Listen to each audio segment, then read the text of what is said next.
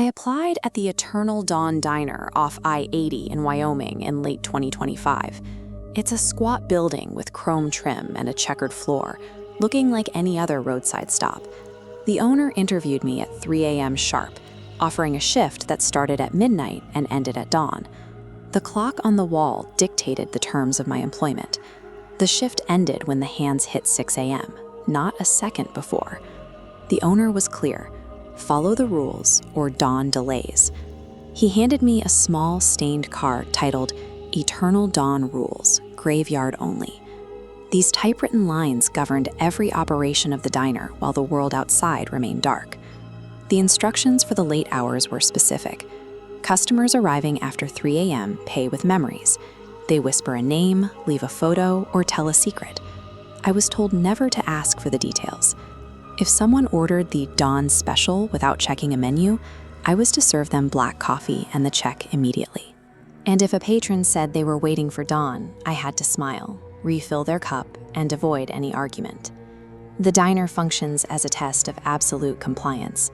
It isn't a place for hospitality, but a structure where a single broken rule threatens to keep the sun from ever rising. My second shift began like the first, until a family of 4 arrived at 3:15 a.m. The father sat in a booth, looked at me, and asked if they could wait for dawn. I smiled and refilled his coffee. I watched the wall clock. It ticked toward the end of my shift, but when the minute hand reached 5:59, it hit a wall.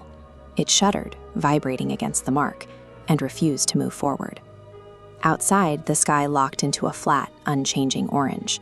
The sun didn't rise. The world outside the glass simply stopped. Inside the diner, the physical properties of the room began to loop. The family kept eating, but their pancakes never ran out. Every time I turned my head, the plates refilled themselves. The coffee pot stayed full, no matter how many cups I poured. These rules act as the gears of the building. By fulfilling the father's request to wait, I had uncoupled the diner from the flow of time, trapping us all in the final minute of the night. At 4:30 a.m. on my phone, though the wall clock still read 5:59, an old man in booth 8 ordered the Dawn Special.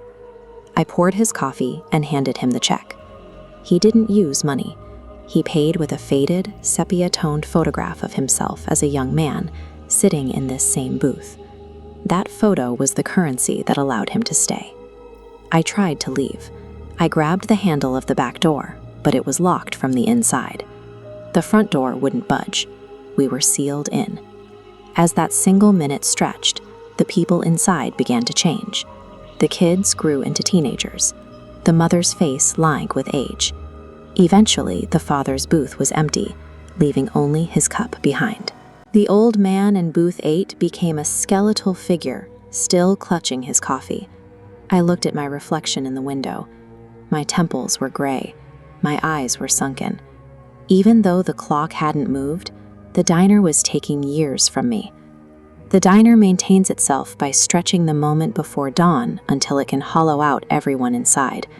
It trades the illusion of 5:59 a.m. for the memories and the very lives of its patrons. Finally, the sky flickered, the sun broke over the horizon, and the wall clock jumped to 6 a.m. The temporal lock had suddenly released. I followed the last rule. I flipped the sign to closed, unlocked the door, and ran to my car. I didn't look back. In the rearview mirror, I saw the diner sign flicker back to open. Above the roof, the sky was orange again, even though the rest of the world was bathed in morning light. I reached my house and slept for 20 hours. I woke up at midnight, the exact start of the graveyard shift. My phone had a voicemail from the diner. The voice was mine, but older and exhausted. It said, "Shift starts soon. Dawn's waiting." I haven't gone back, but the diner is still here. My kitchen clock freezes at 5:59. The sky outside turns orange, and I smell pancakes everywhere. The eternal dawn isn't a place you can simply leave. It's a tether that stays with you, pulling you back into that frozen minute, waiting for a sunrise that is always just out of reach.